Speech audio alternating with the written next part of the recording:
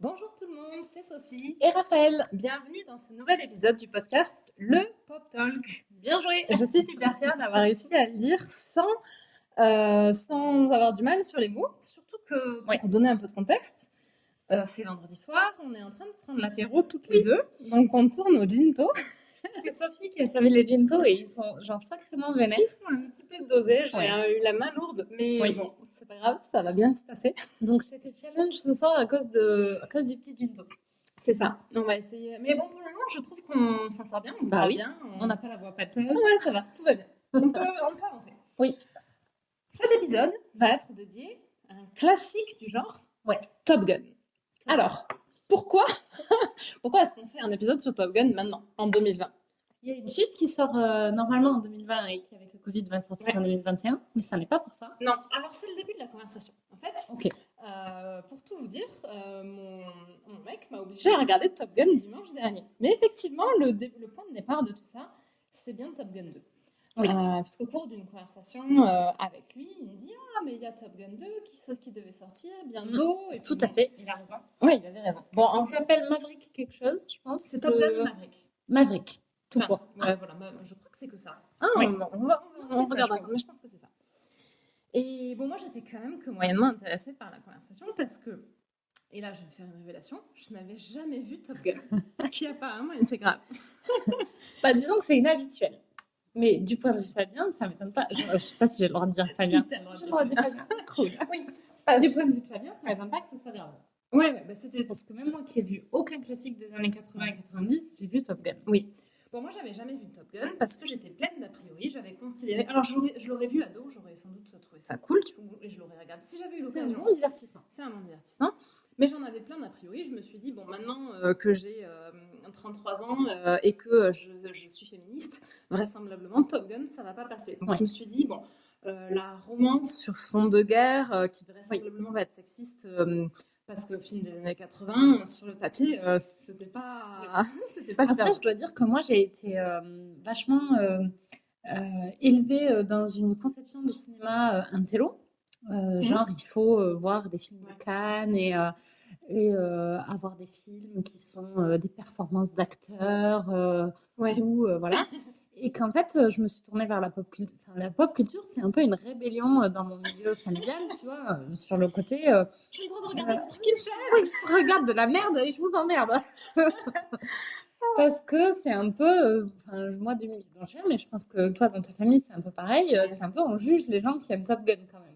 Je sais pas, je pense que. Je pense que tes parents, ils jugent pas les gens qui aiment Top Gun. Je suis pas sûre, j'ai aucune idée de ce que mes parents pensent de Top Gun. Moi, je pense que ma mère, elle pense rien de Top Gun. Elle sait même peut-être même pas que ça existe. Non, quand même. Pour savoir que ça existe, mais je pense qu'elle a genre zéro opinion. Je pense que potentiellement mon père, mais je lui demanderai. Je pense que mon père, potentiellement, il aime bien Top Gun. Ça reste un film, tu vois, avec des avions. Oui. Alors, moi, je pense que ma mère, à l'époque du moins où j'étais enfant, je sais pas maintenant, mais à l'époque où j'étais enfant, elle devait. Mais elle écoute le podcast. Maman, tu nous viens. On veut savoir. Je pense qu'à l'époque où j'étais enfant, elle jugeait les gens qui regardaient Top Gun. Et mon père, probablement que lui, il aurait bien aimé. Ouais. Après, bon, pour finir sur cette parenthèse, j'ai même pas commencé l'histoire, mais les gens peuvent regarder la parenthèse. Mais c'est vrai que il y a vraiment ce côté un peu snobisme intellectuel qui nous oblige à aimer le cinéma. En fait, c'est ce côté, les cinéphiles sont des gens qui aiment le cinéma, mais version cinéma d'auteur, etc. Et moi, je suis désolée, cinéphile, c'est les gens qui aiment le cinéma. Et donc, oui, moi, j'aime les Marvel, et donc, je m'estime quand même cinéphile. Et en général, j'aime pas les films de cam, enfin, ça dépend lesquels, hein, on va pas tout mettre dans le même sac, mais en tout cas, j'en fais pas du tout un critère. Oui. Et je considère pas du tout qu'il y ait quelque chose qui. Enfin, ça dépend ce que tu cherches dans le cinéma, en fait. On pourrait parler un peu du cinéma français, donc on y a faire des parenthèses. Moi, je trouve que j'ai un reproche à faire au cinéma français et un peu au cinéma d'auteur, mais particulièrement au cinéma d'auteur français, qui est vraiment une espèce de caution d'élite intellectuelle où tu fais des films de cinéma pour avoir l'air intelligent et où il faut que ce soit compliqué, où il faut que ce soit sordide, où il faut que ce soit déprimant. Et là, tu te sens intelligent. Là, t'en peux plus. Tu ressors de ton intelligence, de pleurer, de te rouler en bout dans le PLS quelque part par terre, et tu content parce que t'as vu ton film de Cannes. Quoi. Et tu penses que du coup, tu peux regarder de haut les gens qui regardent des comédies ou des Marvel, quoi. Ouais. Alors bon, moi je regarde de haut les gens qui regardaient Comédie Française, mais Bon, on a tous un peu une part de snobisme dans nos goûts. On estime tous que nos goûts sont les meilleurs que les autres. Mais en l'occurrence, pour revenir sur Top Gun, moi, j'avais pas du tout ce côté, genre, je veux pas regarder Top Gun parce que c'est un film de culture pop. Ouais. C'était vraiment plus sur le côté, d'une certaine manière, j'ai loupé le coche. Ouais. Et maintenant, je suis trop. Enfin, c'est sûr que si je le regarde maintenant, ça va pas me plaire. Donc, j'avais vraiment ce Est-ce côté-là. qu'on fait une parenthèse qui va pas plaire à Fabien, alors que c'est un épisode pour Fabien quand même? Ouais, c'est vrai. Parce que. Ah, mais je sais de quoi tu vas parler. Tu vas parler de Blade Runner. Oui. Alors, on y reviendra. Oui, on y reviendra. Mais je vais raconter mon histoire d'abord. Oui, parce que là, je fais trop de parenthèses. Pardon, j'arrête. On a le droit de faire une parenthèse sur Blade Runner. Vas-y. Donc, retour à dimanche dernier. Oui. Nous avons cette conversation sur Top Gun 2, donc il n'est pas prêt de sortir puisqu'il est repoussé. Et comme j'étais que moyennement intéressée par la conversation autour de Top Gun, je finis par le dire, bon, mais de toute façon, moi, j'ai jamais vu Top Gun, donc le 2, voilà. Il a scandale. Et là, scandale absolu, tu te doutes. Ah oui. Le truc, vraiment, il était là, mais enfin, t'as un podcast sur de la culture pop et t'as pas vu Top Gun. Est-ce que t'as le droit? Moi, je sais pas, oui, j'ai le droit. Bah, oui, si tu veux, moi, j'ai le droit. Je fais ce que je veux, tu vois. Non, dis-moi ce que tu veux. Alors, moi, je suis d'accord, bah, on passe notre temps à faire des classements du meilleur truc où il y a 12 trucs dedans. C'est clair, on fait ce qu'on veut. Oui. Il n'y a pas de règles, tu vois. Il n'y a pas de police du pop talk. Non, il n'y a pas de police du pop talk. Bon, cela dit, c'est Top vrai Gun, que c'est quand même. J'ai jamais dit que c'était pas culture pop. Un truc culture pop majeur. Je suis d'accord que Top Gun, c'est c'est un des trucs un peu piliers de la culture populaire, c'est clair. Oui. Mais bon, je vivais très bien je vivais très bien sans jamais avoir vu Top Gun. Mais bon, apparemment, c'était scandaleux, donc j'ai eu toute cette conversation vraiment scandalisée autour du fait que je n'avais jamais vu Top Gun. Qui a fini par dériver sur le sexisme, où j'ai fini par lui dire pourquoi j'avais pas envie forcément de regarder Top Gun. Et je me disais, à tous les coups, ça va être sexiste. Ça quoi? Il n'a pas osé me dire que n'importe quoi. Quand même, parce qu'il avait bien conscience que statistiquement, un film des années 80, il l'avait vu il y a longtemps, mais il se doutait bien que statistiquement, un film des années 80, il y avait des chances qu'il soit sexiste. Oui. Et en plus, je lui dis, bon, mais en plus, tu vois, genre une histoire de romance sur fond militaire, enfin, pourquoi ça m'intéresserait? Il sait que je ne suis pas spécialement... ni les comédies romantiques, ni spécialement les trucs de guerre. Si, les trucs de guerre, après, c'est toujours pareil. Il y a les films intello de guerre et il y a les films encenser la culture américaine, enfin, encenser l'armée américaine.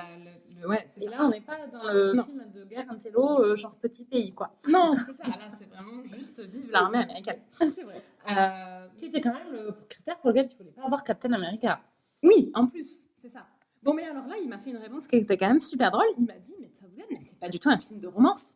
Je m'attendais pas à ça. Puis t'es là, bon, mais t'es sûr? Moi, c'était vraiment l'idée que j'en avais. Ouais. Parce que, encore une fois, comme c'est quand même un pilier de la culture pop, sans jamais l'avoir vu. C'est romantique, quand même. C'est pas vraiment drôle, donc c'est pas vraiment une comédie romantique. Non, c'est une romance. Ouais, raison. Mais bon, ça fait partie de ces films. Il y a vraiment un certain nombre de films, je trouve. Tu les as jamais vus, mais ils sont tellement ancrés dans la culture qu'en fait, j'avais quand même une idée assez précise de ce que c'était. J'avais des scènes que je connaissais. Je pense que si tu m'avais montré à peu près n'importe quelle scène où ils sont tous les deux, pas les scènes de trucs d'avion, j'aurais su dire que c'était Top Gun. Moi, je l'ai vu tard, Top Gun, et effectivement, je pense que même avant de l'avoir vu, tu me montrais à peu près n'importe quelle scène de Top Gun, je savais dire que c'était Top Gun. Parce que ça fait partie de ces films où effectivement, mais ce qui montre bien que c'est un pilier de la culture pop. Oui. Bref, sur cette conversation un petit peu houleuse sur le sexisme, dans lequel elles sont toujours un peu houleuses. Et sur Top Gun, il a fini par me dire, ok, ce soir on regarde Top Gun. Bon, j'étais pas partie pour ça, moi j'allais continuer tranquillement mes épisodes de Crazy Ex-Girlfriend, mais c'est pas grave. D'ailleurs, si ça vous intéresse, allez écouter l'épisode de teasing sur Crazy Ex. Bien joué, on fait notre auto-promotion d'un épisode sur l'autre, c'est génial. Bref, donc sur ce, on décide de regarder l'épisode, enfin de regarder Top Gun. Vous décidez, c'était un peu... c'était un peu imposé. Non, je me suis dit, après, c'est vrai, tu vois, c'est cool de regarder un truc tous les deux. Je suis d'accord. Moi, je regarde le Bureau des légendes juste pour qu'on regarde un truc tous les deux. Voilà, tu vois. Par contre, on a mis des règles. Ah bah oui. Génial. Attends, j'ai oublié de raconter un truc. Ok. J'ai oublié de raconter un truc sur la conversation sur le sexisme. Après, je reviendrai sur les règles. Au cours de cette conversation, est-ce que vous avez fait un contrat? Une histoire. Non, on n'a pas fait de contrat, mais on aurait été bien. Mais bon, il n'y avait pas besoin. On se rappelait bien des règles. On a redit les règles avant de regarder. Dans le cours de la conversation. Un contrat oral, donc. Ouais, un contrat oral.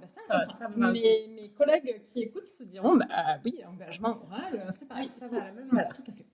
Bref, sur la conversation sur le sexisme, je finis par lui parler, je sais plus trop comment, du test de Bechdel, en lui disant, genre, le film ne va jamais passer le test de Bechdel. Il le passe pas d'ailleurs. Ça, c'est le Suspense. C'est le suspense. Vous saurez à la fin de l'épisode. Vous savez ce que c'est le test de Bechdel? Alors, Regardez l'épisode sur T-Max. mais on va l'expliquer. Écoutez. Fabien n'avait jamais entendu parler du test de Bechdel. Tu n'en avais jamais parlé. Pardon, je vais pas te couper la parole. non, mais si, peut-être que je lui en avais. Je sais pas trop. Non, je pense pas. Ou alors il avait pas retenu. Ok.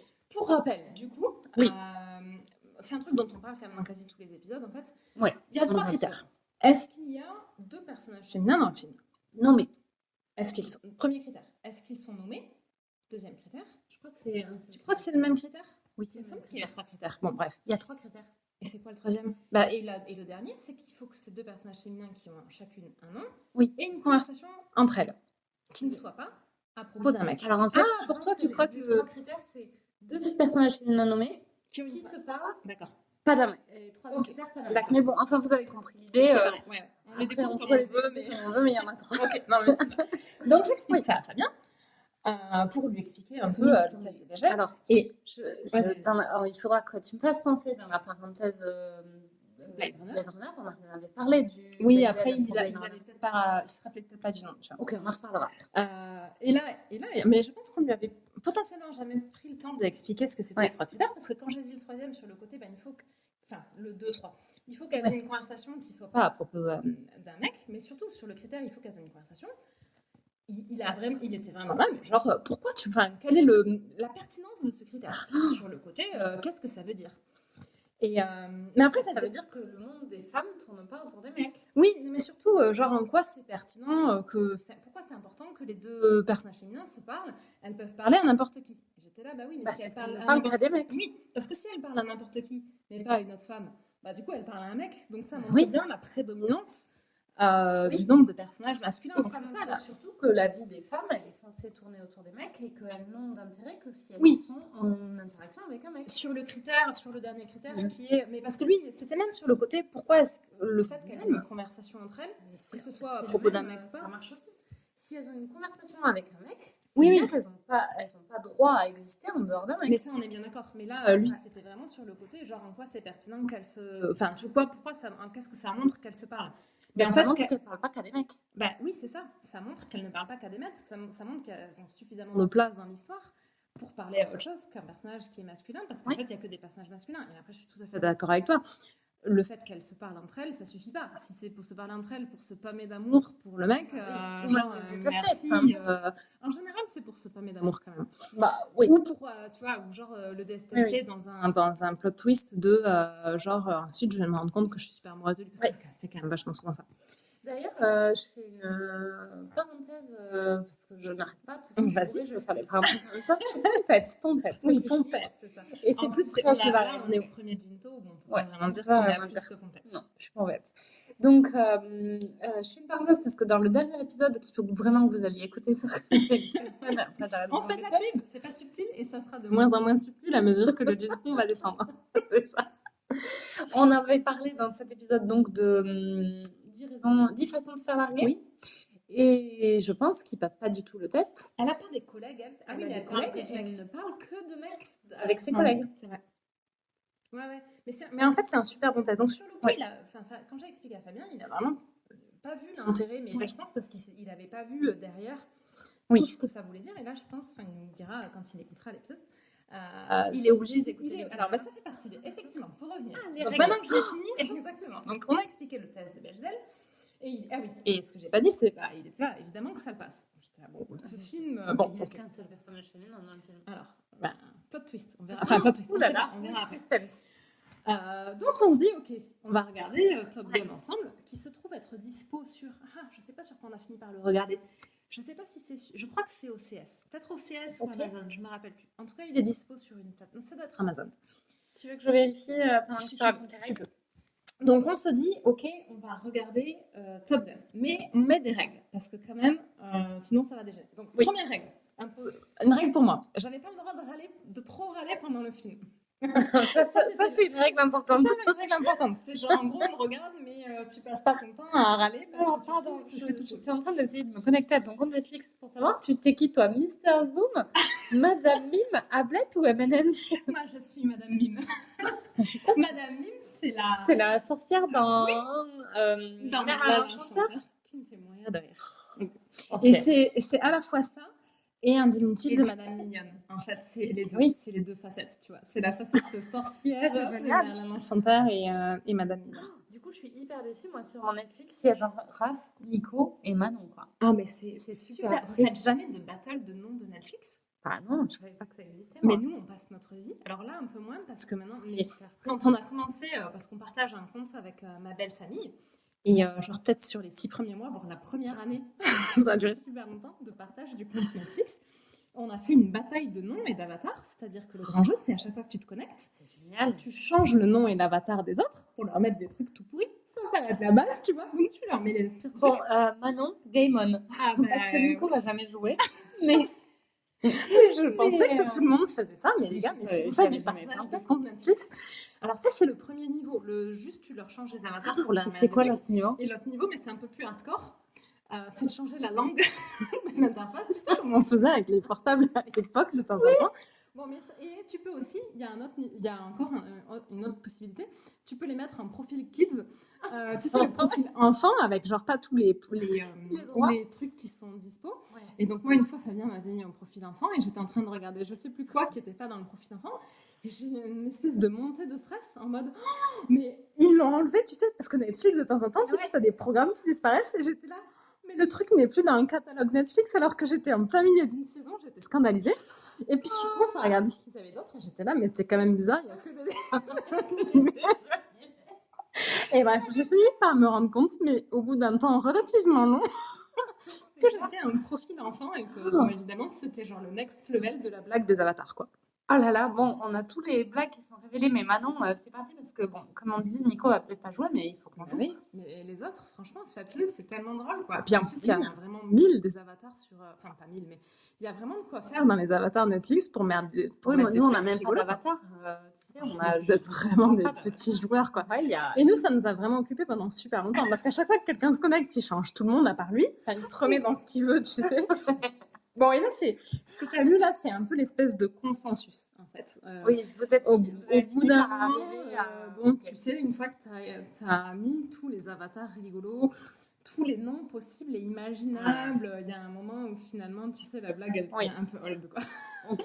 Bon, et de temps en temps, il y en a un à qui ça reprend, qui est là, allez, ce soir, je le refais, je ne sais pas quoi regarder, je me fais chier à traîner sur Netflix, à trouver un film à regarder, je vais changer les avatars. À la place, je vais faire les avatars. Exactement. Okay, et comme on partage un compte Disney+, là, depuis le confinement, bah, il y a eu une petite période de regain d'intérêt pour le compte Disney, enfin, sur le compte Disney+, on a refait la même chose, c'était des nouveaux avatars, c'était des nouvelles possibilités. Tout est différent. Exactement, donc il y avait vraiment... mais c'est très très drôle comme jeu. Bon, je erre sur ton téléphone, je ne sais pas où est Internet, je ne sais pas où est OCS, je ne sais pas où est bon, c'est pas grave. Peu importe. En même temps, vous regarderez, vous savez que quoi chercher. Si Top Gun, vous voulez le voir, c'est dispo sur une des plateformes. Je pense que c'était Amazon. Bref. Ok, vas-y. Donc les règles, je sais plus, je vais les reprendre du début parce que je sais pas du tout qu'est-ce que j'ai dit. Donc là, j'avais pas le droit de râler pendant le film. Pas le droit de râler, c'est le seul truc que tu as dit. C'est ça. Mais par contre, j'avais le droit de dire à la fin du film que le film était sexiste. Ouf. Parce que, non mais sinon c'est un peu le piège. Oui. C'est là où on a parlé, enfin on n'a pas parlé, mais moi j'ai pensé fortement à Blade Runner.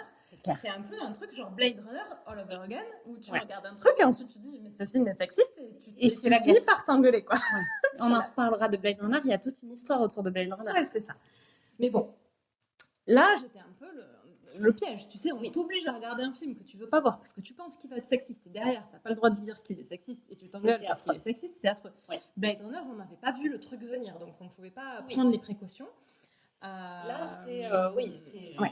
Je fais une parenthèse quand même pour dire pour ceux qui ne réécouteront pas forcément au début, moi Blade Runner c'est un film que vraiment j'aime bien, mais il y a une scène qui ne nous plaît pas, mais on y reviendra. Oui. Donc j'avais pas le droit de râler, mais par contre j'avais le droit de dire que le film était sexiste. À la fin, donc parce que j'étais pas censée sous-entendu, j'avais pas le droit de râler, ça voulait quand même dire que j'avais pas le droit de dire que j'étais sexiste pendant tout le film. Exactement, pendant tout le film, à chaque fois qu'il y avait un truc sexiste, j'avais pas vraiment le droit de... Je l'ai fait un tout petit peu, mais vraiment de manière... prendre des notes pour pouvoir dire à la fin toute la scène sexiste. Et pour rajouter un peu de challenge, on a pris un pari. Est-ce que oui ou non, Top Gun passe le test de Bechdel, puisque maintenant on avait établi J'ai envie de parier, moi aussi. que c'était un truc. Qu'est-ce que tu parierais? Moi, je dis il le passe pas. Je Parce ne que débattrai pour moi, pas. pour moi, il n'y a qu'un seul personnage féminin dans ma. Alors, je l'ai vu il y a très longtemps. Je pense peut-être il y a 10 ans. Et je me rappelle pas de ce que j'ai vu l'année dernière. C'est sûr que du coup, c'est mal barré pour se rappeler combien il y a de Mais je personnages. pense qu'il y a. Ah, il y en a peut-être 3 personnages féminins, mais je pense qu'elles parlent jamais ensemble. Moi, je dirais qu'il y a ouais. sa meuf, Ouais. une meuf qui tient le bar, genre une bartender, qui est peut-être sa meuf ou pas, Non. et une meuf qui fait partie de l'école, qui Ouais. est dans l'école avec eux. C'est marrant. Oui, alors, est-ce qu'on considère. Alors, peut-être qu'on l'a pas dit, mais cet épisode, on va parler de Top Gun. On va pas dire ce qui se passe sur la fin. Par contre, on va en dire des trucs génériques qui peuvent se Il se passe passer. des En trucs plus, à la tu te fin rappelles pas. Non, je me rappelle il y a de rien. toujours une fin, tu vois. Mais par contre, on considère que c'est suffisamment vieux pour qu'il n'y ait pas vraiment de notion de spoil.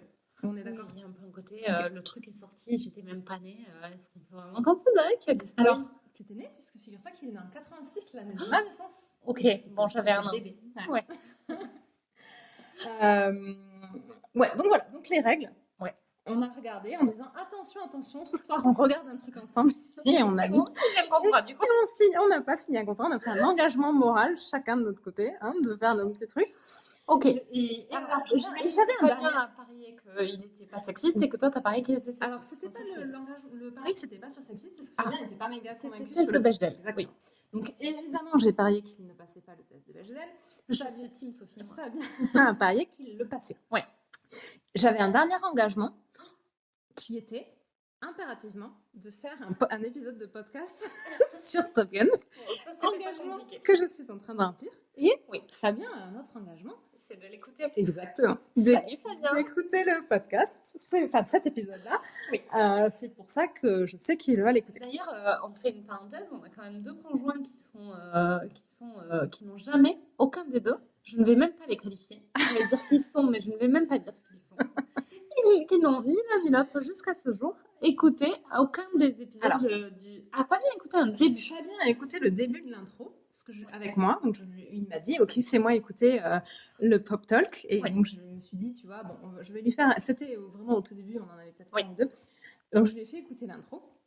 Le début de l'intro, il n'a pas écouté en entier. Il a tenu à peu près jusqu'au moment. Je pense qu'il a fait. On commençait par dire nos films préférés. Oui. Donc il a écouté tous les films. Donc c'était pas mal quand même. C'est pas mal. Et ensuite, c'est mieux que Nico qui n'a rien écouté. Bon, et ensuite il était un peu là, sur le principe, tu vois, je pense qu'il trouve que c'est rigolo, mais m'entendre parler, enfin nous entendre toutes les deux débriefer, il est un peu là, genre j'ai ça là. Bon, stop, pourquoi est-ce que je l'écouterais en plus en podcast, tu vois? Il était là un peu, non mais genre moi c'est genre tout le temps. Moi je suis un peu scandalisée que Nico il veuille pas écouter, mais objectivement il l'a en temps réel. Pourquoi est-ce qu'il irait l'écouter en plus sur ces périodes de congé de En plus, ni l'un ni l'autre, ils sont très branchés ni film ni série. Ouais. Nico un petit peu plus que Fabien, mais pas tant que ça. Et après, pas forcément les mêmes en plus. Ouais, on n'aime pas les mêmes trucs. Et alors, le débrief, ça leur parle pas du tout. Nico, le seul niveau de débrief que j'arrive à avoir de lui, c'est genre c'était bien ou c'était nul, quoi. Et en général, ça s'arrête là. Ouais, Fabien, c'est un peu ça aussi, avec beaucoup de c'était nul, parce que c'est un. Autant moi je suis très bon public, autant lui il est public difficile, donc il y a genre à peu près rien qui lui plaît. Sauf Top Gun. Sauf Top Gun. Donc voilà. Donc, bref, bon retour qu'on a effectivement regardé dimanche dernier. Ok. Verdict. Non, verdict. Qu'est-ce qu'on fait? On refait l'histoire de Top Gun, ou est-ce qu'on considère que tout le monde connaît l'histoire de Top Gun? Il y a peut-être des gens qui l'ont vu il y a 1000 ans qui se rappellent pas. Comme moi. Ouais.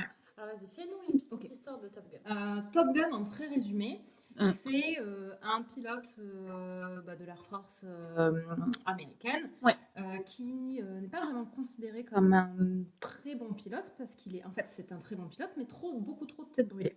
C'est Tom Cruise. C'est Tom Cruise, exactement. Le mec est là, genre, en fait, c'est un badass, mais bon, il fait des trucs dangereux, donc les autres sont un peu là, genre. Oui, dans l'armée, ils n'aiment pas ça. C'est ça. Combat à la vie et à la mort avec le mec qui est complètement. Ouais, c'est ça, c'est quand même compliqué.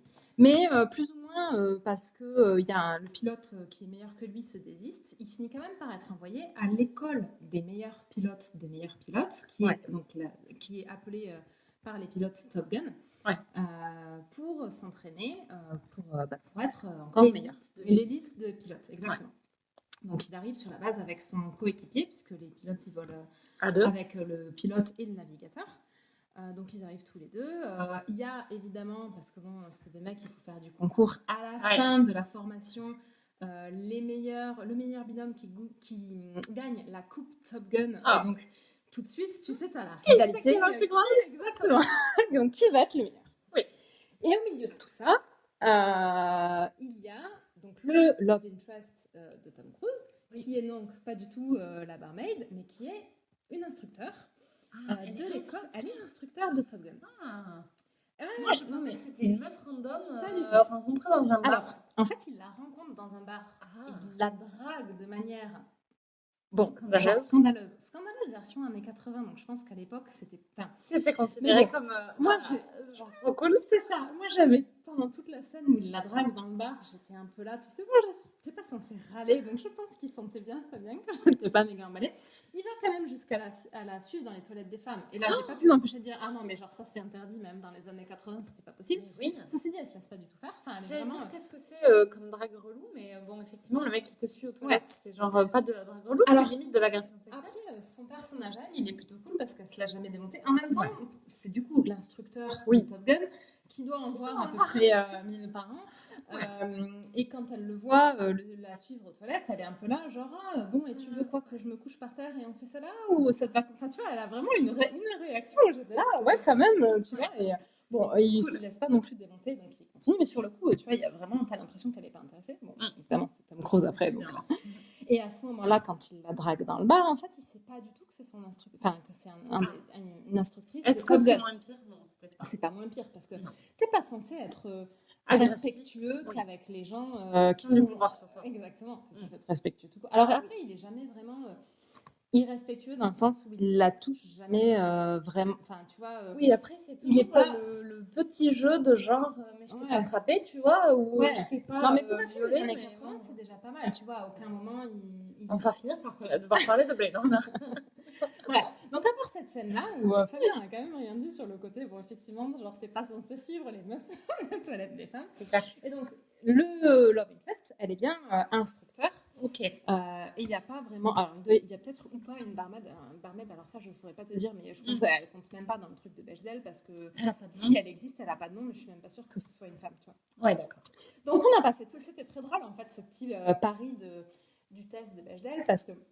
On a vraiment passé tout le film à attendre, tu sais, de savoir si il y avait exactement. Donc là, il y en avait un premier. Alors, en fait, on savait.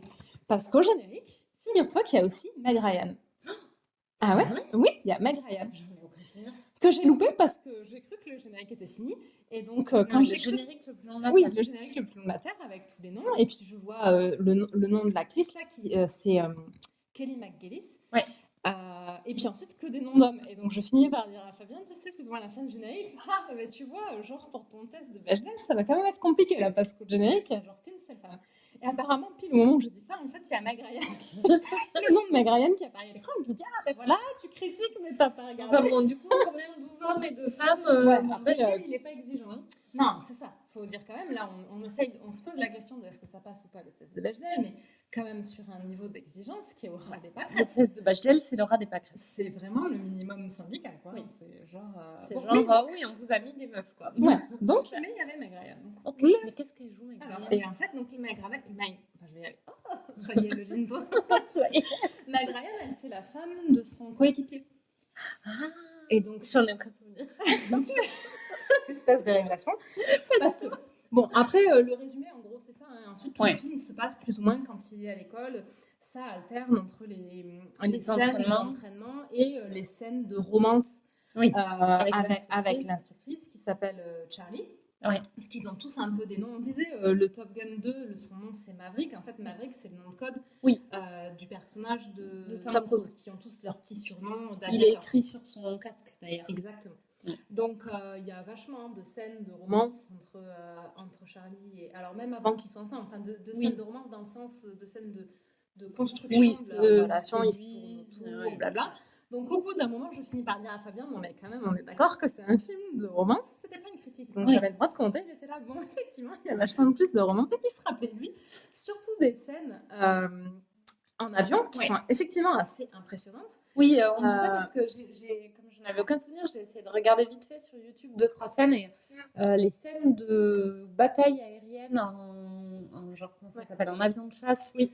ont l'air assez réalistes. Moi, j'ai jamais été dans un avion de chasse, mais ça me On s'est paraît vraiment assez posé la réaliste. question de savoir si c'était réaliste. Et alors, en regardant la page Wikipédia dans la semaine, j'ai vu une anecdote qui m'a vraiment fait rire et je me suis dit que c'était une bonne anecdote de Popcorn. Alors, je l'ai vu sur effectivement, encore une fois, la page Wikipédia, parce qu'on est des pros, hein, on vérifie nos sources et on a des sources genre ultra fiables et ultra pointues. Voilà. Bon, d'ailleurs, moi, mes frères et sœurs m'appellent Rafi Wiki, Ah, pour bah, te dire. Et donc, apparemment, donc, il y a tout un tas de scènes qui ont été vraiment tournées dans les locaux de l'armée. Et donc, le film devait, alors je vais peut-être dire un chiffre au hasard, mais on va dire, ok, le film devait 1 million à l'armée pour la location, enfin la possibilité de tourner dans les locaux. Et apparemment, la production du film a proposé à l'armée de dire, mais si vous voulez, on intègre un petit spot publicitaire pour l'armée en début de film. Et comme ça, on est quitte, on annule le crédit qu'on vous doit en échange du spot publicitaire. Et apparemment, il y a une note du service de la communication du Pentagone qui, après analyse de la demande, a fini par conclure qu'en fait Top Gun est un spot publicitaire de 2 heures pour l'armée américaine et que donc rajouter un petit spot publicitaire de 5 minutes en début était redondant. Donc c'était pas la peine en fait. Donc ils ont dit bah non c'est gentil mais genre le film est déjà c'est le spot publicitaire pour... C'est quand même complètement vrai. Oui, c'est tout à fait ce que tu lui reprochais. Bah, c'est complètement l'image que... Alors finalement, c'était un peu... En toute honnêteté, bon, je vais un peu...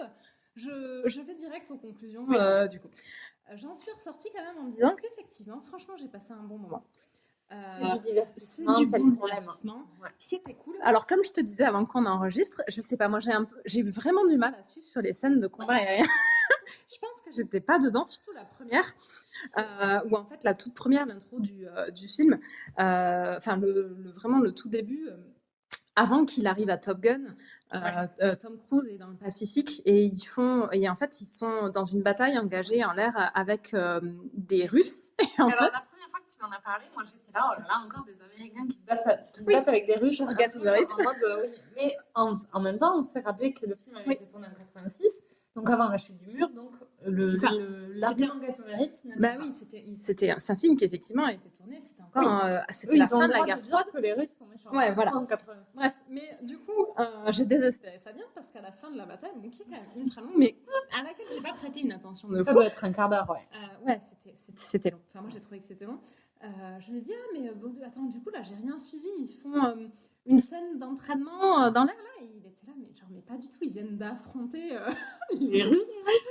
Tu vois, et il était un peu là, mais enfin, genre tu vois bien qu'ils se sont battus. J'étais là, bah bon, je sais pas trop, tu vois. Ils abattent des avions et compagnie, quoi. Bah, ils les abattent pas dans la première scène, mais en fait, bon, apparemment, t'es censé le voir parce que, genre, les mecs, ils ont, je sais pas quoi, une croix dessus quand tu les vois. C'est ça ce que je te disais, moi, je trouve que c'est souvent dans les films, comme ça, un peu militaire, je suis perdue. T'as plus ou moins que des mecs blancs qui ont genre tous la même tête. Là, en plus, ils ont le casque, le truc, le machin, tu les... Et donc, t'es là... Ils sont tous habillés pareil. Ils sont tous habillés pareil, ils ont tous des noms de code, mais bon, ils te les disent, ils t'en disent 15 à la minute. T'es là, moi, j'ai pas retenu qui était qui, et donc, en fait, j'étais genre perdue, quoi. Oui. Donc, j'étais un peu passée à côté de ce truc d'affrontement. C'est vrai qu'il y a... C'est super important, ils en parlent pendant genre tout le film après, donc il faut pas passer à côté, en fait, c'est pas... Ouais, c'était important. Moi, je trouve qu'il y a un peu un côté, mais c'était plus vrai dans les films des années 80, ça me le fait moins maintenant, genre, avec mon point de vue féministe, je suis un peu là, genre, mec blanc machiste, mec blanc machiste, mec blanc machiste. Et du coup, j'ai un peu tendance à considérer que il y a deux personnages, un mec blanc machiste et le mec blanc machiste avec qui il parle, là où parfois il y en a peut-être 4 ou 5, oui, tu vois. C'est ça, mais là, il y avait vraiment ce côté, même quand ils sont à Top Gun, après... À un moment, il y a un personnage qui prend le téléphone et qui dit un truc et on a l'air d'être censé savoir qui c'est. Ouais. Moi, j'étais là, mais presque, c'était la première fois de ma vie que je le voyais. Alors, je me dis, en fait, vraisemblablement, même si je le revois, je vais me dire, ah, mais non, ce personnage, on le voit avant. Oui. Mais j'avais pas du tout... Tu viens de te faire voler ta chaussure, pas grave. Bon, on est chez moi. J'ai mon chien qui est très joueur et qui vient de chaussures de jaquet, Raphaël. Il vient de te l'arracher du pied. Alors, non, en toute transparence, j'avais déjà enlevé mes chaussures et il l'a attrapé par terre. Bon, mais c'est pas grave parce qu'il va pas l'abîmer, on va pas couper pour ça. Non, mais en plus, j'ai pris mes chaussures qui peut abîmer. Bon, ça va alors. Y a pas de souci. C'est bon, chouchou, tu peux y aller. Détruis les chaussures. Je sais plus ce que j'étais en train de dire. Bah, que du coup, tu découvres des mecs qui répondent au téléphone, genre c'était des nouveaux mecs, alors que Ouais. pas du tout, ils étaient là depuis le C'est début. un moment où en plus c'est un mec qui appelle, enfin tu vois, qui a vraiment l'air de faire un truc sympa pour Tom Cruise. Ouais. À un moment où il en a besoin, et moi j'étais là, mais on le connaît lui. Enfin, s'il a l'air vachement gentil du coup, mais pourquoi j'avais pas conscience qu'il existait. Bon, Ouais. ok. Mes conclusions. Oui. J'ai passé un bon moment, franchement Ouais. c'était cool. Alors, le test de Bechdel, est-ce Il qu'il le le passe passe ou pas? Il le passe pas. On a passé tout le film, donc, à voir Charlie, le love Ouais. interest de Tom Cruise. Ensuite, Meg Ryan arrive. C'est Elle la arrive femme du à la coéquipier. fin? Non. Elle arrive au milieu. Au milieu. Bon, elle n'y est pas longtemps. C'est la femme du coéquipier. Elle a un nom, parce que c'est la femme du coéquipier. Ils lui ont donné un nom, tu vois. Oui. Donc là, ça vient de là. Tu vois, ça va le passer. Deuxième critère. Attention, il faut qu'elle discute. Et si elle discute, Il faut pas qu'elle discute d'un mec. pas qu'elle discute d'un mec. Et donc, elle discute, effectivement, dans une scène où ils vont manger tous les quatre, donc les deux gars et leur Comme et on la fait meuf, avec Fabien et comme on fait avec Fabien et Nico. Et donc là, tu sais, c'était vraiment, il y avait cette espèce de tension dans le salon. On était là, ah putain, même Fabien avait bien conscience que s'il y avait un moment où elles étaient susceptibles de s'adresser la parole, c'était là, et que si cela c'était mort, plus jamais il y aurait d'ouverture parce qu'il y avait genre pas d'autres personnages féminins. C'était le moment de tension. Donc, effectivement, à un moment, elles se finissent par se retrouver toutes les deux à table. Et là, elles discutent. Elle parle de Maverick. Et elles parlent de Maverick. Je me rappelle plus, je sais qu'elle parle de Maverick. Évident. Mais Bien sûr. Bon, c'est une conversation qui dure à peu près 3 répliques. Ouais. Les 3 parlant de Maverick. Ouais. Et donc j'étais là, ah ben voilà, termina reste, le test n'est pas passé. Il me dit, enfin bon, il était là, genre le film n'était pas fini, mais on avait tous bien conscience que l'ange est mort. C'était bon. Donc, c'est pour ça que la dernière scène militaire, tu l'as pas compris non plus, tu t'es relâché dans ta ouais, voilà, j'avais plus besoin de... Si, la dernière scène, j'ai un poil plus compris. Mais c'était vraiment le début, tu sais, là, tout l'affrontement avec les Russes, j'étais vraiment genre passée à côté, quoi. Et c'est après, c'est une scène d'entraînement où aussi je suis passée à côté, mais bon, ça c'est un détail. Donc, bon, j'ai envie de dire plot twist ou pas plot twist, on ne sait pas trop, mais vraisemblablement plutôt pas plot twist. Pas plot twist. Le film ne passe pas le test de Bechdel. Ouais. Ceci dit, et là quand même, je vais lui rendre justice, il n'est pas si sexiste que ça. Pour l'époque en plus. Pour l'époque. Il y a quand même un certain nombre de choix qui sont faits. Bon, il y a toutes les scènes de drague qui sont de la drague super lourde, limite. C'est pas vraiment du harcèlement parce que c'est court, tu vois, il la drague dans le bar. Oui. Ensuite, enfin, tu vois, bon. Mais il la drague de manière super lourde. Et. Oui. Après, moi, je trouve que le simple fait, effectivement, d'avoir choisi de mettre une instructrice dans une école comme celle-là, c'est déjà, pour l'époque, en 86, c'est déjà pas mal. C'est un des choix qui fait que je trouve que c'est pas si sexiste que ça, parce que l'histoire aurait pu être vraiment sensiblement la même. Si elle avait été, genre, notamment, comme tu disais, barmaid, ouais. Il y a quelques trucs qui auraient été un peu différents, parce qu'il y a un moment où, enfin, tu vois, ils parlent un peu boulot entre eux, mais justement, mais en fait, leur romance, globalement, elle aurait été sensiblement la même si elle avait été barmaid. Et donc, ils ont quand même fait le choix d'en faire une instructrice. Ouais. Ça, c'est qui est une instructrice. Alors, bon, c'est pas un pilote, hein, on va pas s'emballer. Bon, globalement, quand je dis il n'est pas sexiste, dans le sens, il n'est pas sexiste, mais pour l'époque, il n'est pas féministe. Et donc, quand je dis c'est mais c'est quand même une instructrice dans le sens, en fait, je crois que c'est une astrophysicienne, je sais pas quoi, donc en fait, qui fait beaucoup, tu sais, sur la partie de théorie. Donc, elle analyse leur vol et en fait, elle est plutôt là sur la partie débrief de leur vol en leur disant pourquoi, genre, ça c'était une erreur, pourquoi ça c'était pas une erreur, etc. Et en fait, pendant le film, assez vite, tu sais qu'elle vise une super grosse promotion qui l'amènerait à Washington. Donc en plus, elle a ce côté carriériste, une femme qui sait vraiment de quoi elle parle. Ouais, exactement. Donc c'est pas une pilote, experte dans son domaine, mais c'est vraiment une experte dans son domaine. Ouais. Elle est vraiment présentée comme ça. Il la challenge un peu sur certains trucs, mais oui. Bon, parce que voilà, c'est un fou qui genre, les lois de l'astrophysique ne s'appliquent pas. C'est un peu ça. C'est au début la première scène où elle fait l'instructeur, où du coup, enfin l'instructrice, et où du coup, il se rend compte qu'il a dragué comme un espèce de gros crevard pour pas pour le dire. Son instructrice, et que bon, potentiellement, elle présente un truc, et en fait, un des trucs qu'il a fait pendant cette fameuse bataille contre les Russes. c'est un truc qu'elle est en train de dire, c'est pas possible de faire. Et donc, il lui dit, ah, ben moi je l'ai fait, blabla. Donc, voilà. C'est Tom Cruise, moi j'ai fait des trucs que personne d'autre ne sait faire. Bon, mais en fait, ils ont quand même aussi vraiment toute une relation où elle, du coup, elle est super intéressée par ce qu'il a fait. Mais aussi d'un point de vue très professionnel pour comprendre. Elle en avait déjà entendu parler avant. En fait, tu te rends compte, elle savait juste pas que c'était lui qui le faisait. Et donc, ne serait-ce que parce qu'ils ont fait ce choix d'en faire une instructrice et de la montrer. Ouais, c'est ça. Parce qu'ils auraient pu, au-delà de ne pas en faire une barmaid, ils auraient pu aussi s'arrêter à dire c'est une instructrice et puis ensuite plus jamais tu la vois faire quoi que ce soit. Oui, c'est la psy du groupe qui leur fait des débriefs pour savoir s'ils vont bien, quoi. Ouais, non, mais c'est ça. D'ailleurs, Fabien, quand il m'a dit le love interest de Tom Cruise, c'est une psy, tu vois, il se rappelait plus que c'était l'instructrice. Bah voilà. Mais comme quoi, on met toujours les femmes dans des putains de rôles de psy. Oui, non, mais c'est ça. Donc au final, bon, après le test de Bechdel, de temps en temps, c'est un bon indicateur, mais en soi, c'est pas au niveau de sexisme. En fait, tu pourrais avoir, par exemple, sur un malentendu. Bechdel, il montre plus la représentativité ouais, c'est ça. que le sexisme. Oui. Parce que sur un malentendu, un film super sexiste pourrait quand même passer le test de Bechdel, parce que tu pourrais avoir vachement deux personnages ultra sexistes, tu vois, représentés de manière très sexiste, de femmes qui parlent entre elles, pas d'un mec. Cuisine. De cuisine, oui, voilà, de cuisine. Ou de aspirateur, quoi. Genre, merci pour cette grande scène et que ça pourrait passer. Donc, effectivement, Top Gun, c'est un film qui passe pas le test de Bechdel, sans surprise, comme à peu près genre aucun des films des années 80. Mais c'est vraiment un test sur la représentativité et pas sur les représentations sexistes. Exactement. Mais je pense qu'on a un gros problème de représentativité. Moi, à mon sens, il vaut mieux représenter des femmes de manière sexiste que pas les représenter. Parce que si tu pousses à l'extrême, un film où il n'y a que des mecs qui parlent que de trucs de mecs serait pas sexiste. Bah, moi, je trouve qu'un film que de mecs, c'est sexiste.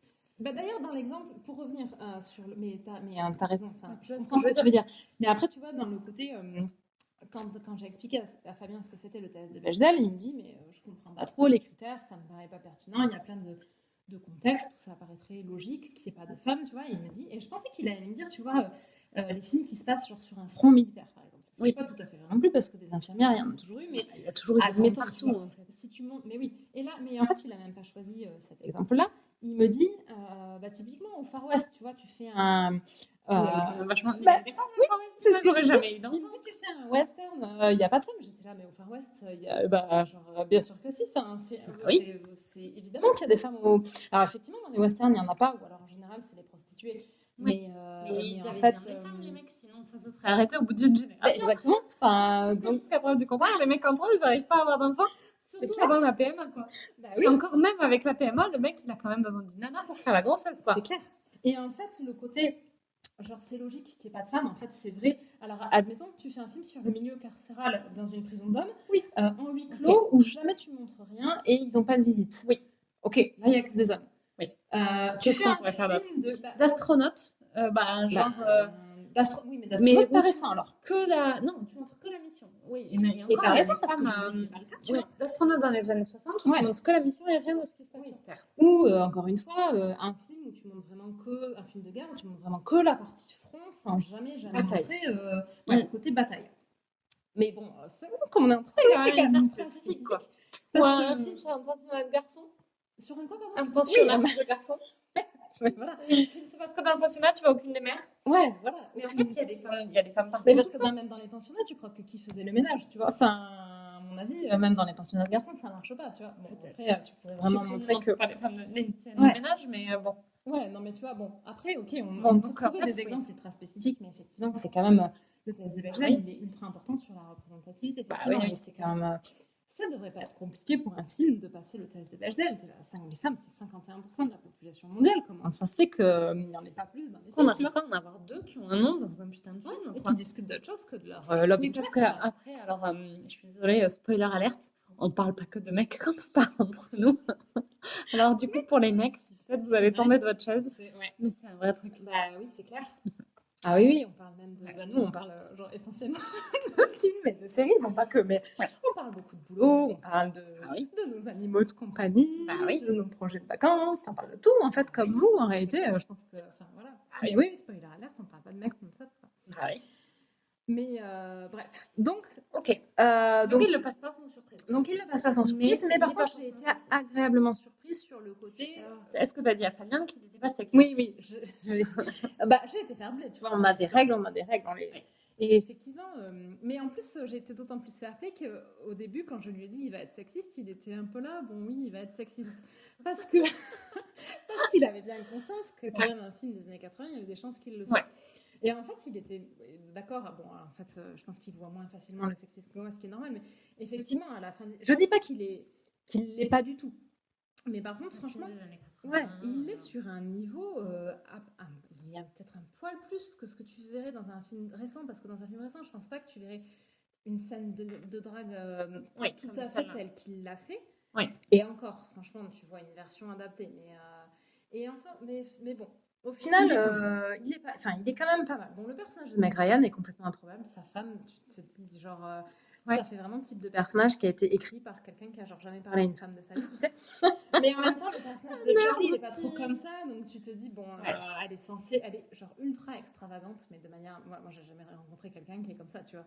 Qu'est-ce qu'elle fait de extravagant? Pas du tout d'elle.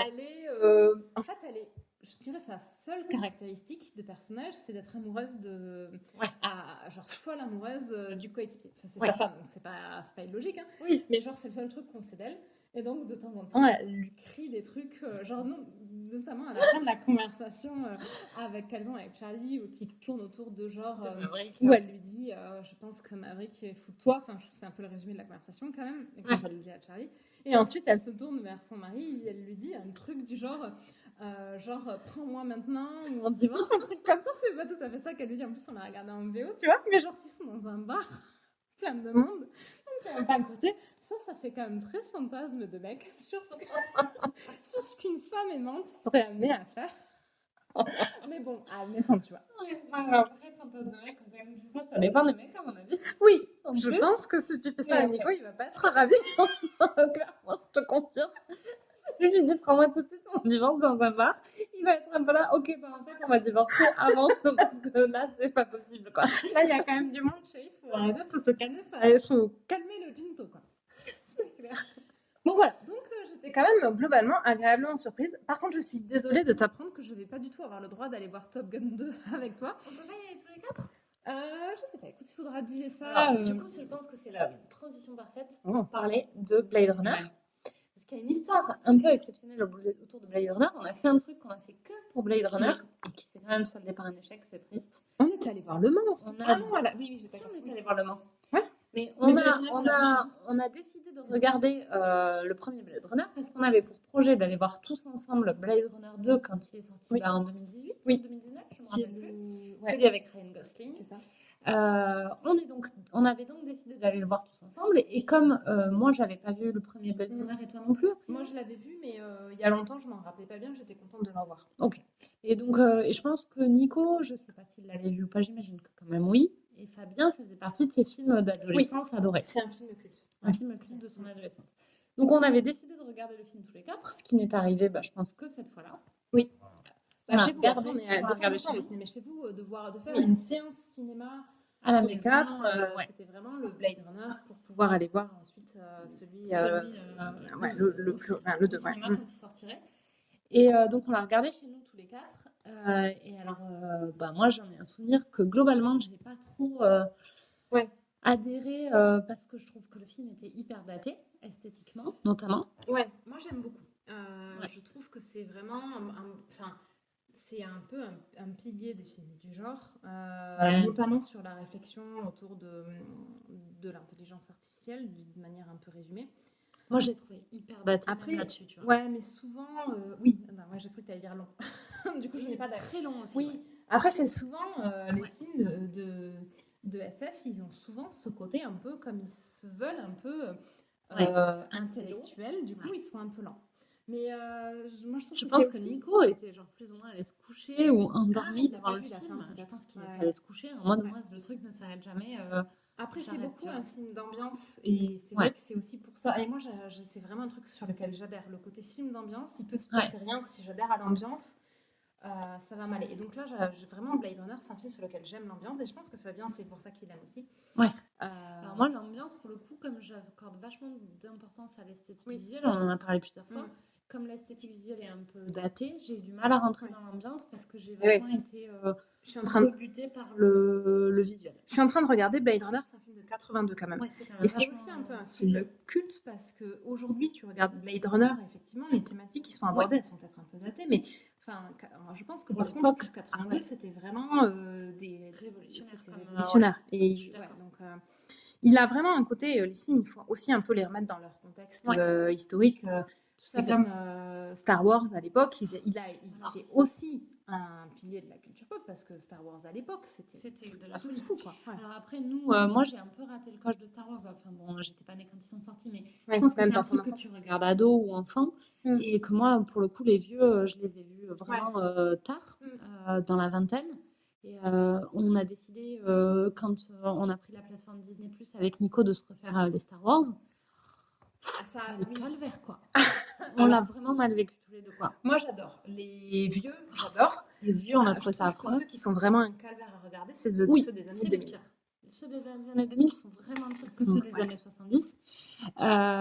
Mais du coup, par contre, même ceux des années 70, c'est quoi? C'est fin 70, début 80, les trois, je pense, de Oui, c'est mémoire. ça. Ouais. On a trouvé qu'il n'y avait pas d'histoire. On a trouvé que les effets spéciaux étaient vieillissants.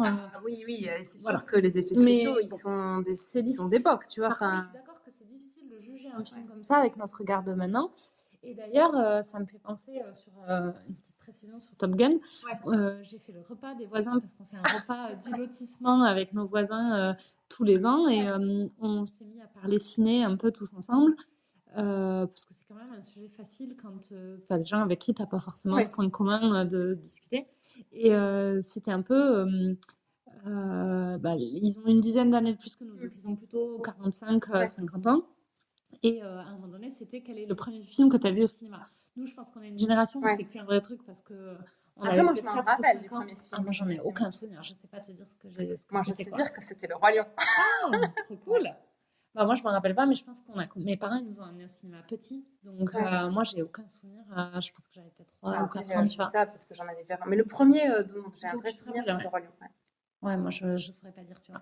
Et donc, il y en avait notamment qui était là, moi, mon premier film que j'ai vu au cinéma, c'était Top Gun. Et il était trop content pour choper à l'époque, peut-être. Après, je comprends vraiment, tu vois, Top Gun, il a quand même, c'est vraiment aussi un film d'ambiance. Oui. Quand le côté, c'est un spot publicitaire pour l'armée pendant 2 heures, c'est vachement ça, parce que il a ce côté très, ça te fait rêver. C'est des pilotes beaux gosses avec leur Ray-Ban. Et leur blouson en cuir. D'ailleurs, je fais une parenthèse. Il y a quand même un truc super bizarre dans la manière dont elle s'habille, Charlie, donc le Love Interest de Tom Cruise. Au début, dans les premières scènes, elle est genre absolument non-stop en tailleur jupe, tu sais, des années 80. Donc avec la jupe courte, les espèces de talons aiguilles, et la veste. Et plus ou moins un mi-film, mais sans qu'il y ait vraiment d'explication. Enfin, elle s'est mise avec, mais bon, elle est en chemise blanche et en jean 501 ans. Oui, et avec le blouson d'aviateur. Et il y a même un moment où elle a plus ou moins une casquette, donc elle change de style vestimentaire. Elle avait besoin de choper. Elle était maquée. Je ne sais pas si c'était ça, ou alors c'est le côté... était censée comprendre que genre comme elle est avec un aviateur, maintenant elle a genre son petit blouson d'aviateur, mais en même temps avant c'était déjà comme un truc.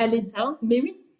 Ou alors peut-être qu'au début tu la vois beaucoup dans des scènes où elle est instructrice et après tu la vois plus dans des scènes où elle est avec lui. Non, elle est habillée comme ça, même dans les scènes où ils sont sur le site. Genre elle est au taf, tu vois, et elle est donc. J'ai trouvé ça super bizarre. Alors le style. Elle a un super style, le côté, le jean, la chemise blanche, le blouson d'aviateur. C'est l'image cool, quoi. C'est vraiment, c'est les images d'elle qu'on voit le plus, effectivement. Mais c'était improbable. Donc voilà, je referme la parenthèse vestimentaire. J'ai vraiment pas compris genre le choix. Après, il y a aussi toute une scène mythique avec cette voiture. Je pense que Nico, Top Gun, c'est la décapotable. C'est la sienne, c'est quoi? C'est une Alfa Romeo? Je ne sais pas. Je pense que c'est une Alfa Romeo un peu mythique des années 80. C'est vrai qu'à chaque fois que tu la vois, elle est quasi, enfin pas à chaque fois, mais il y a vachement de scènes à l'extérieur où lui, il est en moto et elle est dans sa décapotable. Il y a vachement de scènes où tu vois sa baraque à elle qui est en bord de mer avec les palmiers. le soleil couchant, et il y a tout toute cette... C'est un ensemble de scènes, en fait, où il y a la chanson culte du film Take My Breath Away, tu sais, qui dure genre super longtemps parce que ça... Ils la mettent, ils l'enlèvent, ils la mettent, mais c'est vraiment, tu sais, c'est un peu genre, bon, mais normalement, quand tu fais une BO, t'es censé genre la mettre à un endroit et mettre plusieurs chansons, mais en fait, c'est un truc qui se faisait vachement plus dans les années 80. Dans les chansons un peu cultes de certains films, tu les as à plusieurs moments du film, et c'est toujours un peu rigolo, quoi. Ouais, c'est vrai. Bref, mais ouais, c'est vraiment ça, ce côté film un peu ambiance. Je comprends que ce soit vraiment un film culte, surtout quand tu l'as vu ado. Moi, je l'ai vu, je pense, un peu... Mais je l'ai trouvé sympa, mais je l'ai vu un peu vieille pour être vraiment dans ce côté, c'est mon film culte. Mais je comprends vraiment que quand tu l'as vu, peut-être ado ou dans les années 80, quand il est sorti, ou un peu plus tard dans les années 90, que tu trouves que ce soit un film génial. Ouais, je comprends vachement. Et en fait, pour revenir sur Blade Runner, il y a un peu ce même truc. Les fans de Blade Runner, je pense que c'est beaucoup des gens qui l'ont vu à l'époque. Je pense que pour l'époque, c'était un film de fou. Quand tu le vois un peu jeune, moi j'ai vraiment ce côté, les premiers films de SF, ouais, c'est ça. Et puis d'une manière générale, les premiers films, j'allais dire de SF, mais c'est vrai pour tous les genres, les premiers films d'un genre que tu vois, c'est vraiment les films autour duquel tu construis tes attentes. C'est peut-être particulièrement vrai pour la SF. Moi je sais que, genre typiquement, un des premiers que j'ai vu, c'est iRobot avec Will Smith. Je pense que j'en avais vu avant, mais c'est vraiment un des premiers qui m'a marqué. Enfin là, en y réfléchissant, je pense que c'est le premier qui me vient. Et il m'a vraiment marqué dans la réflexion, dans le truc. Et je me retrouve souvent à le comparer. Et Blade Runner, je l'ai vu plus tard. Mais je pense que j'ai pas trop ça. Moi, j'ai pas du tout ce côté, je suis capable de te sortir un film d'un genre qui m'a marqué. Tu vois, par exemple, iRobot, je l'ai vu. Je sais dire que c'est un film que j'ai trouvé cool. Est-ce qu'il m'a marqué par rapport aux autres films de SF Après, c'est peut-être parce que la SF, c'est pas forcément un style qui te parle. Ouais, alors je me suis posé la question. Sur les comédies romantiques, par exemple non, pas plus. T'as pas un film étalon qui te permet de juger tous les autres? Non, pas du tout. Je pense que je fais pas trop ça. Mais bon, moi, je ne me rappelle pas des films que j'ai vus 3 mois après les avoir vus, donc c'est un peu compliqué d'avoir un film étalon, tu vois. Mais non, pas vraiment. Moi, je fais pas ça, je pense. Après, pour revenir encore une fois sur le Blade Runner, et est-ce que c'est ou pas un film sexiste, le principal reproche qu'on lui fait, c'est une scène en particulier, parce que le film en lui-même, je pense qu'on passe pas le test de Bechdel. Je crois qu'il n'y a qu'un seul personnage féminin. Il y a dans les espèces de mecs de punk allemand là. Peut-être, oui, il y a un meuf. Ouais, mais elle n'a jamais parlé au. Je suis pas sûre qu'elle ait un nom, par contre. Ouais. J'avais oublié qu'il y avait les espèces d'antagonistes un peu. Oui, c'est genre des punks allemands. Ouais, c'est vrai. Mais bon, bref, il y a surtout le personnage, le personnage féminin principal, qui est le Love interest de Harrison Ford. Harrison Ford, merci. Et en fait, c'est essentiellement la scène qui est mal écrite, parce que dans cette scène où ils se mettent ensemble, nous, quand on l'a regardé toutes les deux, on s'est tous les deux dit, mais putain, il l'a violée. Il est en train de l'agresser sexuellement. Après, elle finit par être d'accord, mais au début, il l'agresse sexuellement. Il l'oblige vachement quand même à... Ça s'appelle comme ça, hein. Elle dit non, et il couche quand même avec. Après, quand il n'y a pas de consentement et qu'il y a du sexe, il y a un moment, donc, je pense qu'elle finit par l'embrasser volontairement, mais bon, au moment, les premières fois où il l'embrasse, elle est genre, effectivement pas du tout d'accord, donc c'est un minimum une agression sexuelle. Elle essaye de sortir de l'appartement, il l'enferme la clé dans l'appartement, donc il la séquestre. Et du moment qu'elle est séquestrée, tu peux te mettre en doute le fait qu'elle soit d'accord avec. Sauf que c'est pas du. Oui, je suis d'accord. Ouais, non, mais tout à fait. Et on était toutes les deux vachement choquées. Sauf qu'à l'époque, c'était pas dit comme ça, parce qu'à l'époque, tu avais peut-être plus le droit d'agresser les meufs. Et surtout, dans l'histoire, c'est censé être une vraie histoire d'amour. Puisqu'elle est censée. Et c'est en ça que je dis, c'est essentiellement mal écrit. Pourtant, moi, je pense même pour l'époque, quand même. Et c'est un peu toutes ces scènes un peu problématiques où effectivement les mecs agressent. C'est vachement le cas de beaucoup de films des années 80 en fait. Oui, il y a un côté un peu. C'est cette époque où on te disait les meufs sont censées dire non même quand elles pensent oui. Et donc si la meuf dit non, vas-y quoi. Et la meuf va être avec le mâle alpha qui doit un peu montrer sa force, etc.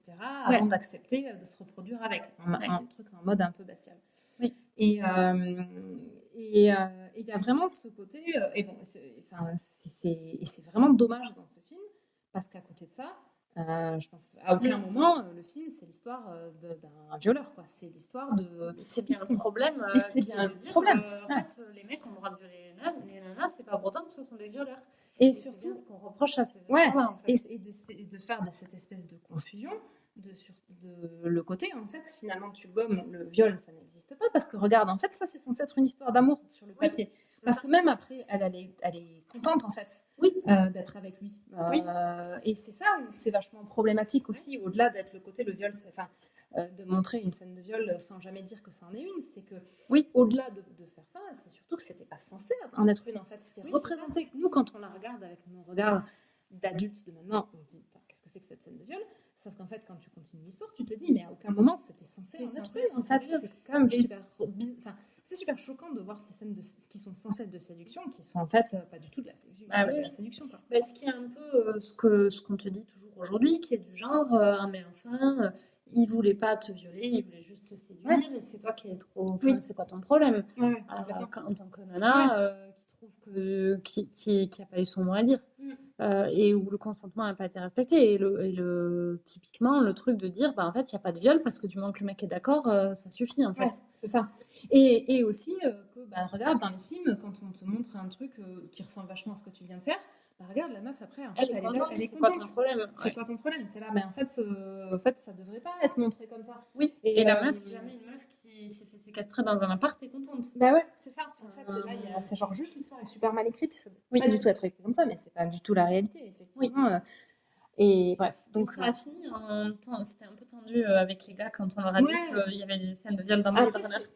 c'était compliqué parce qu'effectivement, c'était un peu le film culte de Fabien. C'est toujours le film culte de Fabien. Et en plus, à côté de ça, moi, je trouve que c'est un film qui est pas sexiste spécialement. Enfin, encore une fois, pour un film de 82, il y a un personnage féminin qui a un rôle qui est relativement important. Et je trouve que c'est surtout un problème d'écriture, parce qu'en plus, dans l'intention, jamais ça aurait dû être écrit et joué comme ça. Et après, par contre, pour finir sur une note positive, le Blade 2049 avec Ryan Gosling nous avait vachement plu. Alors moi, j'ai un souvenir d'un truc pareil. J'étais un peu là, c'était interminable, il se passait rien. Et bon, heureusement, il y avait Ryan Gosling à regarder parce que sinon, on se serait fait chier comme des rats, quoi. Ah ouais, moi j'ai beaucoup aimé. Mais bon, c'est mon souvenir. Après, sur le moment, je suis peut-être sortie en me disant que c'était cool, mais non, mais je suis peut-être que pas trop rentrée dans l'ambiance, en fait. Et je pense que le récent, il est arrivé vachement à reprendre les codes de l'ambiance en les modernisant avec les capacités d'effets spéciaux d'aujourd'hui. Oui. Mais tu vois, je trouve que l'histoire était un peu. Ouais, moi oui. Je trouve que c'était genre. Moi je trouve que l'histoire apportait rien de plus par rapport au premier, qui était déjà pas une histoire de ouf. Je trouve qu'ils ont fait un travail sur l'esthétique, mais c'est une esthétique qui me parle pas du tout. De manière générale, moi, le post-apocalyptique, de toute façon, ça me parle pas. C'est pas vraiment du post-apocalyptique, mais c'est du futuriste, pas très optimiste. Oui, parce que Blade Runner, ça se passe pas. C'est pas une ambiance post-apocalyptique, mais c'est vrai que c'est pas c'est pas le futur de l'humanité en version bisounours. Parce qu'il y a cette partie dans le récent là, dans le désert, tu sais, de l'espèce de bar abandonné dans le désert, et qui a un peu des vibes. Mais effectivement, c'est pas les vibes principales du film. T'as raison. Et non, moi, je sais pas, peut-être que je me rappelle plus, je suis sortie peut-être du film en disant que c'était pas mal, mais tu vois, dans mon souvenir, j'ai pas envie de le revoir, quoi. Après, c'est pas très étonnant parce que c'est vrai que le récent reprend, comme tu disais, vraiment les codes du premier, reprend l'ambiance et reprend les mêmes thématiques. Donc, si le premier t'a pas parlé, c'est logique que le deuxième ne te parle pas. Et moi, le premier, je lui reproche cette scène entre Harrison Ford et le Love Interest. Mais, et d'ailleurs, en fait, la première fois que je l'avais vu, en tout cas, je n'avais pas souvenir d'avoir été choquée. Enfin, je pense que j'étais vraiment plus jeune et moins attentive. Et donc, je sais pas, je m'en étais peut-être dit que quand même, il était un peu violent. Mais je pense que je m'en étais rien dit parce que j'avais vraiment pas le souvenir qu'il y avait un truc problématique. Et c'est vrai que quand on l'avait revu ensemble, j'étais un peu là, qu'est-ce que c'est que cette scène? Mais au-delà de... Ça, mis à part, j'aime vachement le premier Blade Runner et j'avais vachement aimé le deuxième. Et c'est vraiment le deuxième, tu vois, j'aimerais vraiment le revoir. Ça m'arrive pas très souvent d'aimer revoir les films. Mais en fait, je me rends compte, j'aime bien revoir les films quand je trouve que c'est des bons films d'ambiance. Et Blade Runner, il a vraiment ce côté, c'est des super films d'ambiance. Mais c'est vrai que, bon, par contre, si tu n'adhères pas à l'ambiance, tu vas trouver ça ultra long. Oui, moi, dans mon souvenir, mais encore une fois, je déforme peut-être, c'était long. Et je me rappelle pas vraiment. Enfin, il y a plus ou moins une histoire où Genre, évidemment, Ryan Gosling est censé être le fils de Harrison Ford comme par hasard. Et en fait, bon, ils y vont pas là-dessus, mais je Ouais. trouvais que c'était un peu genre. Oui, après, c'est bon, c'est pas vraiment ça l'histoire, mais Oui, mais tu on vois, va c'est pas ce vous dont je me spoiler, rappelle. parce que C'est ce dont oui, je me rappelle. mais oui. Après, ça, c'est la continuité. Mais c'est vrai que moi, je saurais pas forcément Enfin, je pense que je saurais pas le raconter de manière détaillée sans le revoir. Ouais. Mais bon, j'aurais pas su non plus raconter le premier. Et par contre, je me rappelais que j'aimais vachement Oui. l'ambiance et les images, pour le coup, tu vois. Ouais. Donc, mais bon, bref. Bon, parenthèse Blade Runner, donc quand on a regardé Top Gun, on voulait quand même pas refaire un petit fiasco à la Blade Ouais. Runner, donc on avait mis C'est clair. on avait mis Des des règles. règles avant de regarder Top Gun. Mais bizarrement, Top Gun, finalement, Et pas mal. pas du tout problématique. Enfin, pas du tout problématique. Et pas mal pour l'époque. Il est pas mal pour l'époque. Faut quand même remettre les films dans leur contexte. Je pense que si je voyais un Top Gun aujourd'hui, je trouverais que c'est scandaleux, tu vois. Et j'espère vraiment que le prochain Top Gun, il sera pas de... Enfin, le Top Gun 2. Alors, il y a un truc qui est... Tiens, je vois qu'on est déjà à 1h05, alors qu'on s'était dit, oh là là, on va avoir genre un quart d'heure de podcast, on n'a rien à raconter, mais c'est pas grave. Je finis quand même un truc. Il y a un truc que je trouve dommage dans le Top Gun 2, même si ça s'explique, c'est qu'ils n'ont pas repris Kelly McGillis en actrice principale, qui n'est pas du tout au cast, qu'ils n'ont genre même pas proposé d'apparaître. Et pourquoi ça s'explique? Pourquoi ça s'explique? Parce qu'en fait, Kelly McGillis, qui a genre maintenant un peu plus de 60 ans, elle fait son âge. Elle est pas mince, elle est vieille. Alors effectivement, Tom Cruise a particulièrement bien vieilli. Oui. Mais c'était dommage parce qu'en fait, j'ai regardé leur date de naissance à chacun des acteurs cette semaine. Et en fait, je crois que Tom Cruise avait 5 ans de moins que Kelly McGillis dans le... Enfin, il a 5 ans de moins. Oui. Ce qui est quand même... Oui, c'est toujours vrai du coup.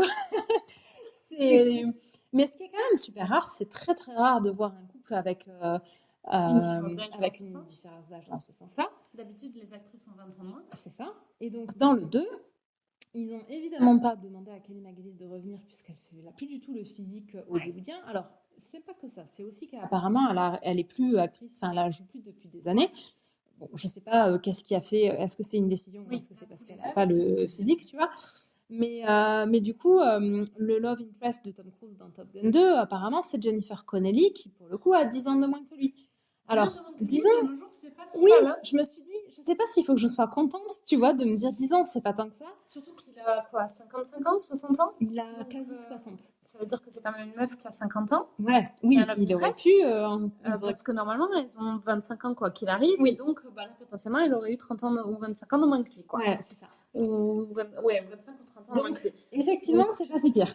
On vient te dire 10 ans de moins, ok, c'est raisonnable, quoi. Ouais. Puisque normalement, c'est plutôt 20 ans de moins, puisqu'ils ont en général plutôt 40 ans. Et là, bon, Tom Cruise est bien conservé, il en a plutôt 55. Ouais. Et les meufs ont plutôt 20 ou 25 ans. Et là, il se trouve qu'ils ont une qui a 30 ans de plus, quoi. Ouais.